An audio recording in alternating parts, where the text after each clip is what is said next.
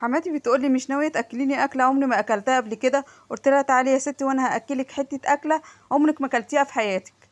جبت حله كده وحطيت فيها بصلايه، هصفرها بالشكل ده وانزل عليها بكوبايه من الشعريه واحمرهم مع بعض كده واخليهم ياخدوا اللون الاحمر كده اللي انت بتعملي بيه بالشكل ده.